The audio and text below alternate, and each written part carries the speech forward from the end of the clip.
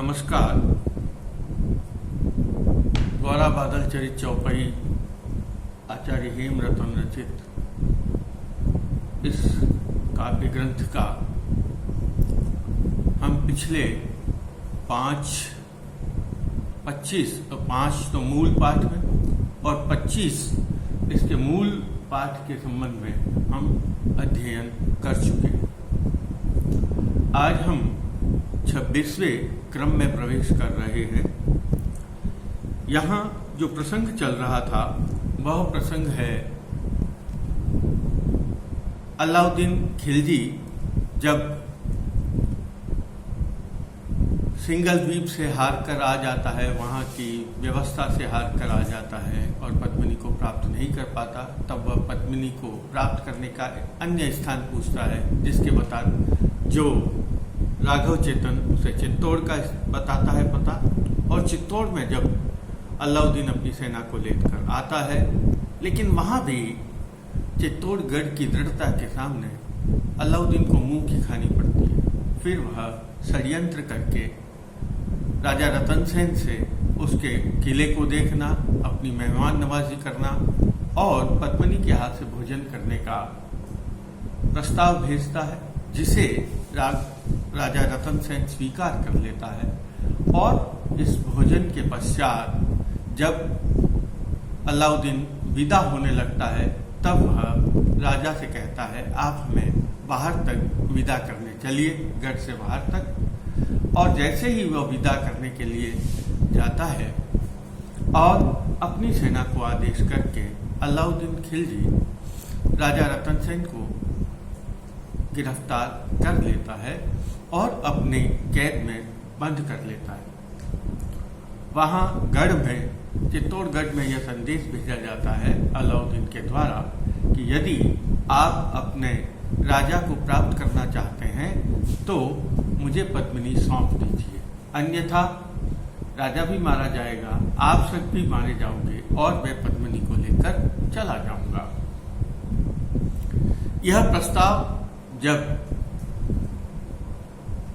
चित्तौड़गढ़ के राज्य दरबार में पहुंचता है, तब सभी लोग, जिसमें मुख्य रूप से राजकुमार वीरभांड हैं, वह यह निश्चित कर लेते हैं कि हमें अब पद्मिनी को सौंप देना होगा और राजा को बचाना होगा। यहाँ वह कारण भी बताता है कवि कि राजकुमार वीरभांड पद्मिनी से द्वेष रखता है और वह जानता है पद्मिनी के कारण ही मेरी माता को पटरानी के पद से हटाया गया था। जब यह पद्मिनी चली जाएगी तब मुझे मेरी माता को पुनः पटरानी का पद मिल जाएगा। और इसके चलते वह पद्मिनी को अलाउद्दीन को सौंपने के लिए तैयार हो जाता है। इसी बीच और यह प्रस्ताव भेज दिया जाता है। इसी बीच पद्मिनी को जब यह खबर लग जाती है कि आपको अलाउद्दीन को सौंपा जा रहा है, तब वह यह संकल्प ले लेती है कि मैं चाहे अपनी जीभ को काट दूंगी, अपने देह को जला दूंगी, देह को समाप्त कर दूंगी, लेकिन मैं अलाउद्दीन के घर पर नहीं जाऊंगी।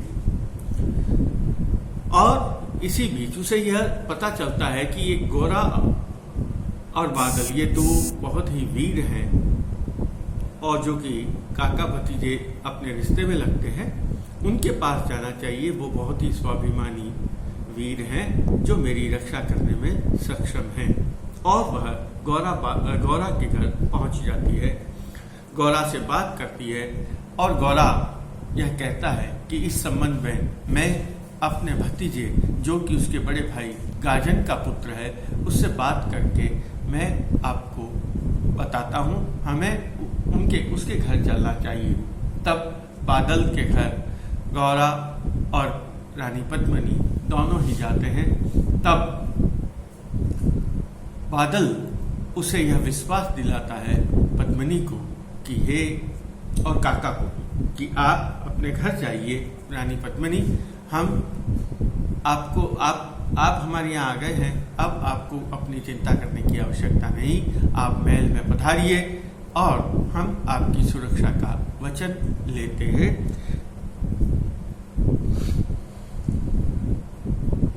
और वो कहता है मैं जो भी बात करता हूँ वो वचन कभी भी असत्य नहीं होते।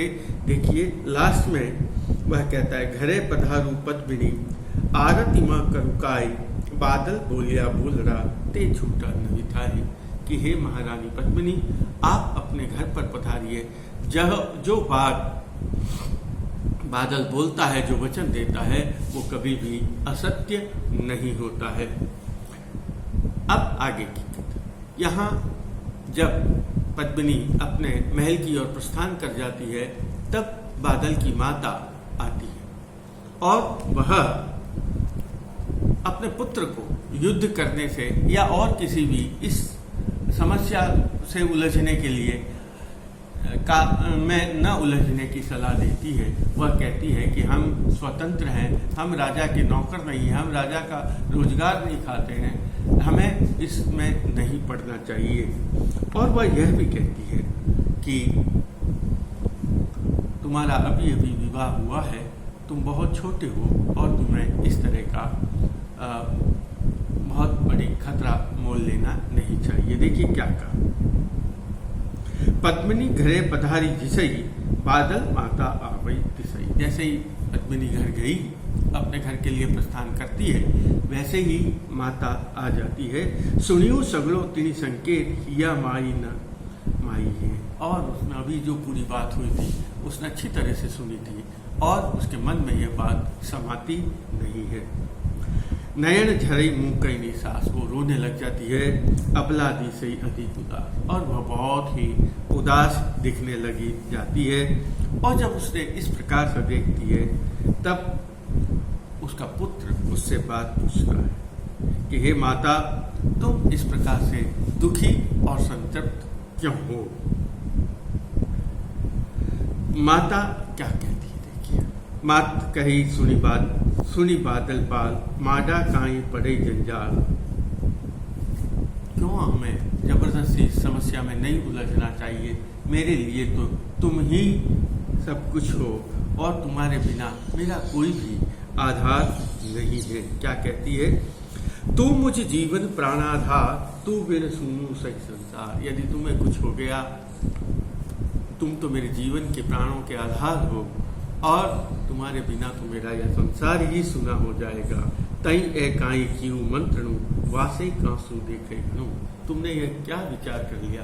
तुम्हें पीछे भी तो देखना चाहिए कि तुम्हारे परिवार की क्या स्थिति है। और वह स्पष्ट रूप से कहती है, ग्रामवास को नहीं नृपतणु आपे खर्च करना। अपन राजा के ऊपर निर्भर नहीं है, इसलिए राजा का कार्य करने के लिए हम प्रतिबद्ध भी नहीं है, इसलिए हमें इस जंजाल में नहीं पड़ना चाहिए। और क्या कहती है, अभी तो तेरा अभी अभी विवाह हुआ है, तूने अपने पत्नी का मुंह भी नहीं देखा है, तूने अभी उस पर भी विजय प्राप्त नहीं करी है, उसके मन को भी नहीं जीता है और तू रण में कैसे जा रहा है।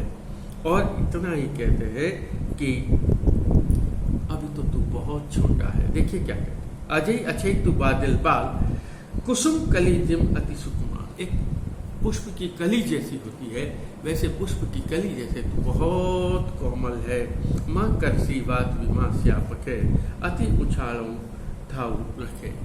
तू बहुत ही उत्साह में है और इतना उत्साह अभी तुम्हें नहीं रखना चाहिए।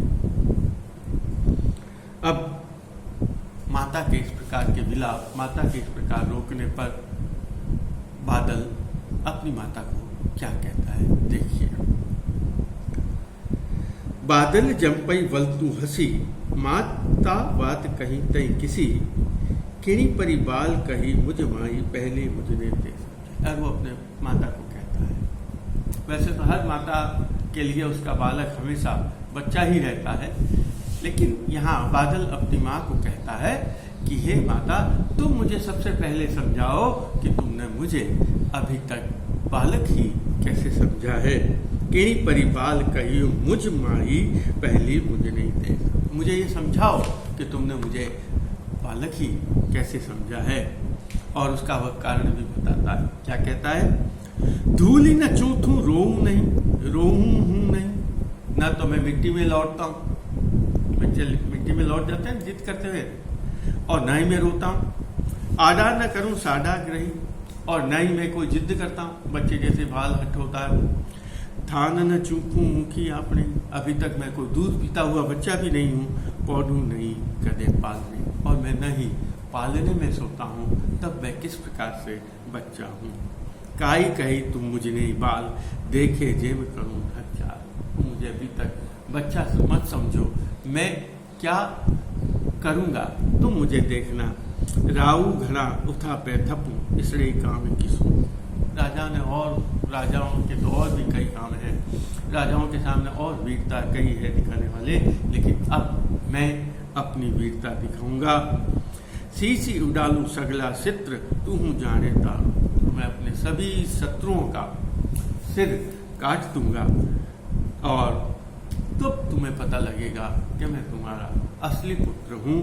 गाजन बाप सही गाजू, और अपने पिता का नाम, यहाँ अपने पिता का नाम गाजन बाप सही गाजू। और मैं जिस प्रकार मेरे पिता का नाम गाजन था, उनके नाम की गर्जना को मैं सार्थक करूँगा। मत जानी मति मनि जाने कुल लाज, और तुम इस बात की बिल्कुल भी परवाह मत करना, मैं किसी प्रकार से अपने कुल को कलंकित नहीं होने दूंगा। गाजन, और वह क्या कहता है, गाजन आज करूं गाज तू, और मैं आज ही मैं इस गाजन के नाम का बहुत घोर नाम फैल जाएगा। रण रस रंगी रमू राजतू, और मैं इस रण क्षेत्र में अपने इस व्यवहार का, अपने इस बात का, अपने इस चमत्कार को बहुत प्रकट करूंगा। सीहे सिबद सुनी गए गढ़ जाई, गायर वचन कहीं बताए। जिस प्रकार हाथियों का बहुत बड़ा दल होता है और वह एक सिंह की गर्जना सुनकर भाग जाता है, ठीक उसी प्रकार मैं भी इन सभी शत्रुओं को नष्ट करूंगा, इन सभी शत्रुओं को भगा दूंगा। माता की यह बात जब सुनती है, सुतनु सुरपुण संभली माता जब अपने पुत्र की वीरता की बात सुनती है, माता मन माही अति खलबली, और माता के मन में बहुत सारी खलबल मच जाती। खलबली का मतलब है हलचल मच जाती है। मात वचन नहु माने रति, माता करी नहीं बिलवती, और वह अपनी माता के बात बिल्कुल भी नहीं मानता। और जब माता देख लेती है कि मेरी बात ये नहीं मानता है, तब वह अपनी पुत्र वधू, अपनी बहू के पास जाती है और उस बहू को कहती है, हे बहू, तुम अपने पति को युद्ध से न करने के लिए मनाओ या युद्ध क्षेत्र में जाने, रण क्षेत्र में जाने से रोको। बात सहु बहु अर्ना कही, जाई राखू निज पति ग्रही, और उसने कहा, जाओ बहू, तुम अपने पति को मनाकर इस पूरे इस घर में उसको रोको ताकि वह युद्ध में नहीं जाए। मुझनी सीख न माने थे, तो मेरी सीख बिल्कुल भी नहीं मान रहा है। रहसी नेत तुम्हारी ने, वह तुम्हारे प्रेम के कारण, तुम्हारी बात के कारण वह रुकेगा और तुम्हारी बात को मानेगा, और अपनी सास, अपनी माता, पति की माता की आवाज के आदेश को सुनकर बादल की पत्नी बहुत साज श्रृंगार करके अपने पति के पास, उसे युद्ध में जाने से रोकने के लिए उसके पास जाती है। सजे श्रृंगार सजे साबता, बहुत अच्छा वह श्रृंगार करके जाती है।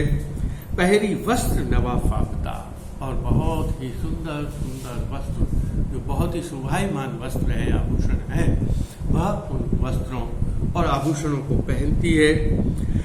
हाव भाव करी वचन विलास, वह अच्छी तरह से अपने हाव भावों से प्रेम और सौंदर्य को अभिव्यक्त करती है। जिन परि घाले पास, जिससे वह अपने पति का सानिध्य प्राप्त कर सके, अपने पति के पास रह सके, पति उसके पास रह सके, ऐसी ही वह अपने आप को तैयार करती है। वहां उसके रूप सौंदर्य का वर्णन करते हुए कवि कहता है, रूपई रंभ जैसी राजती, रूप में रंभा जैसी, कामदेव की पत्नी रंभा उसके समान वह सौंदर्यवान दिखाई दे रही है। ललित वचन बोले लाजती, और वह बहुत लज्जा के साथ बहुत मधुर वचनों को बोल रही है। नयने निर्मलता खैने, उसकी आंखों में स्नेह की धारा फूट रही है। स्वामी धर्मी साची स्नेह, और वह अपने पति के पूर्व प्रेम, पति के प्रति पूर्ण समर्पण, एक पतिव्रता नारी के मन में जो प्रेम, अपने पति आदर, अपने पति के स्नेह अपने पति के मन में होता है, वह प्रेम उसके मन में दिखा। और वह पति से क्या करती, यहाँ कवि लिखता है, हसित वदन बोले हित करी, हसित हंसते हुए मुस्कुराते हुए प्रसन्न भाव से वह नायिका अपने पति से कहती है, स्वामी सुनो, स्वामी बात सुनो, हे स्वामी आप मेरी बात सुनिए। आलिम दूठ महादुर्दन, यह अल्लाउद्दीन खिलजी आलम है जो बादशाह है, यह बहुत ही वीर है। कहीं न किसी पर जूझ जैसी कर, बताओ तुम उससे किस प्रकार युद्ध करोगे, उसके पास तो इतनी विशाल सेना है और तुम तो अकेले हो। अब वो इतना बड़ा है, तुम इतने छोटे हो, तुम उससे किस प्रकार युद्ध करोगे। आगे उससे बात भी कहती, अरे बहुला नहीं तुम एक लो, और शत्रु तो बहुत सारे हैं और तुम अकेले हो, ये कैसे होगा। कहूँ किसी परी करी सूखे लो, बताओ तुम किस युद्ध कला के माध्यम से, तुम क्या करके, किस युद्ध कला के माध्यम से तुम उस युद्ध को जीत पाओगे। बादल बोले, बादल अपनी इस पत्नी की बात को सुनकर कहता है, बादल बोले सुनी कामिनी, अपनी पत्नी को वह कहता है, कामिनी सुनो मेरे प्रिया तुम बात करो, जो ए जंग करूं जामिनी, मैं एक रात में, एक याम में, एक प्रहर में मैं इस युद्ध को करूंगा। गज बहुला नहीं एक गज सी, जो पहले उसने बात, हाथी बहुत सारे होंगे, लेकिन उन सबको हराने के लिए शेर एक ही अपने आप में परिपूर्ण और पर्याप्त होता है। उस विशाल सेना को हराने के लिए मैं एक ही हूँ, एक ही बहुत यथेष्ट हूँ। तू पिण नावे तस मन भी, लेकिन तुम अपने मन में बिल्कुल भी भय मत लाओ।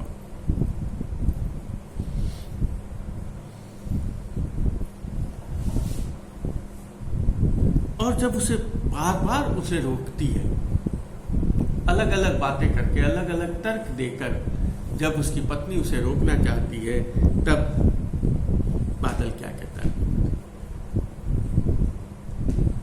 बादल बोले सुंदरी सुनो, हे सुंदरी तुम मेरी बात सुनो, भय मत दिखाड़े मुझे नहीं, मुझे ज्यादा भय मत दिखाओ, मुझे बहुत ज्यादा डर मत दिखाओ।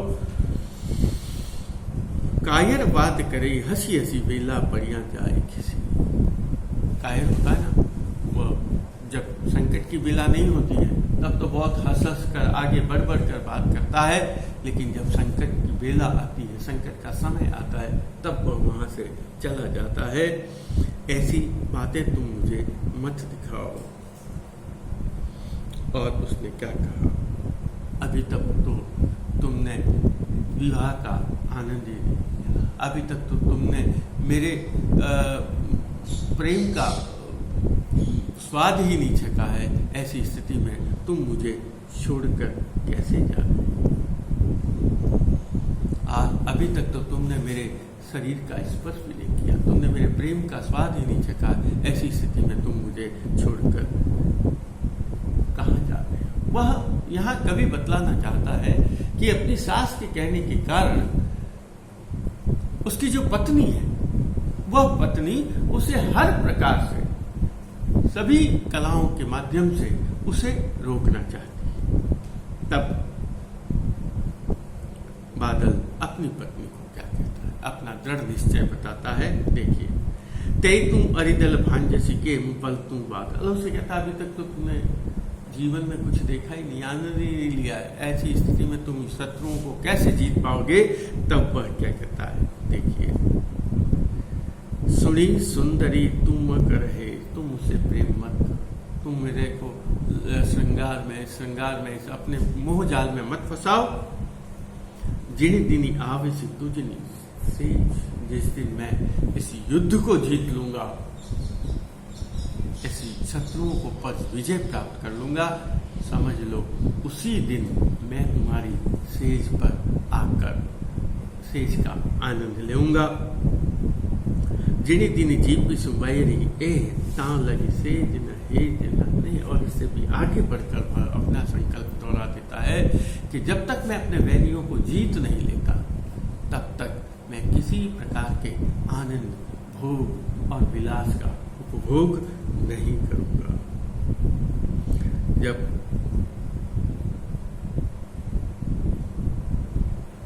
अपने पति की इस प्रकार दृढ़ संकल्प को देख लेती है,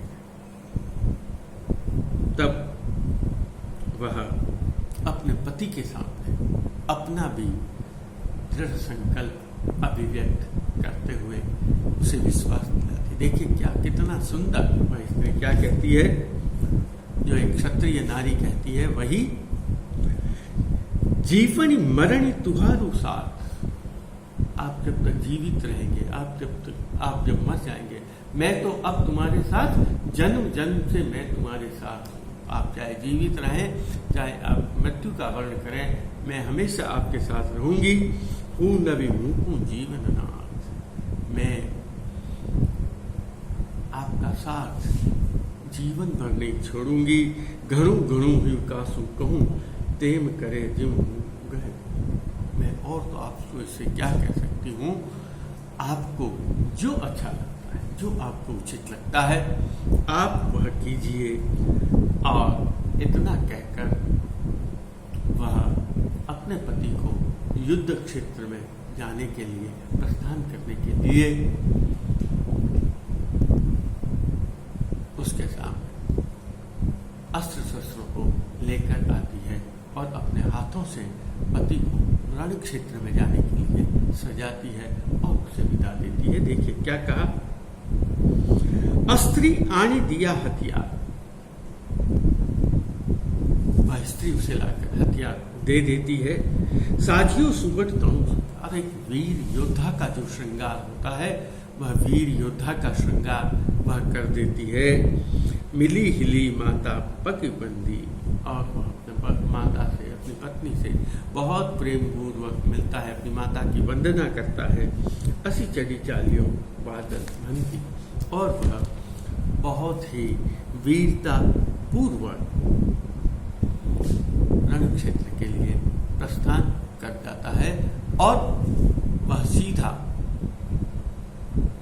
गढ़ चित्तौड़ में उस समय का जो राज्य का अधिकारी है, राजकुमार वीरभान, उसके पास जाकर पूछता है।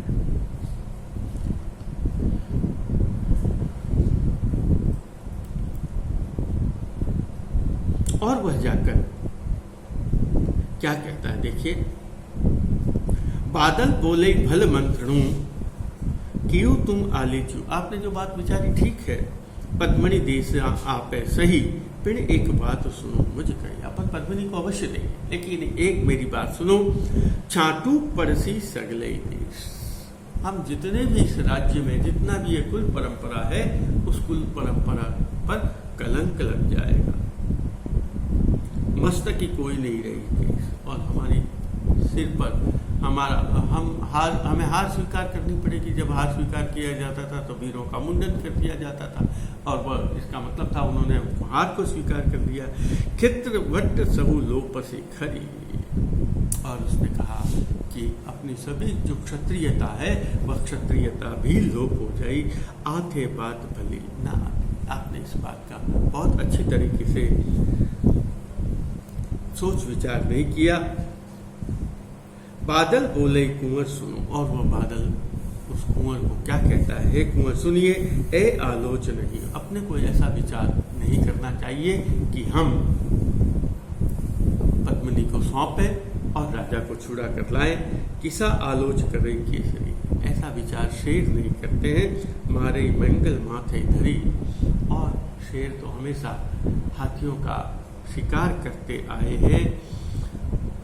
इम करता जू मुआ बोले, और ऐसे करते हुए यदि हम मारे भी गए, अपने प्रण की रक्षा करते हुए, राजा की रक्षा करते हुए अगर हम मारे भी गए तो पिण कीर्ति हुई निर्मली, काया साटे की रति जुड़े। और अगर हमने सिर झुका लिया अलाउद्दीन के सामने तो हमेशा हमेशा के लिए हमें अपकीर्ति प्राप्ति होगी और वह हमारे लिए उचित नहीं होगा।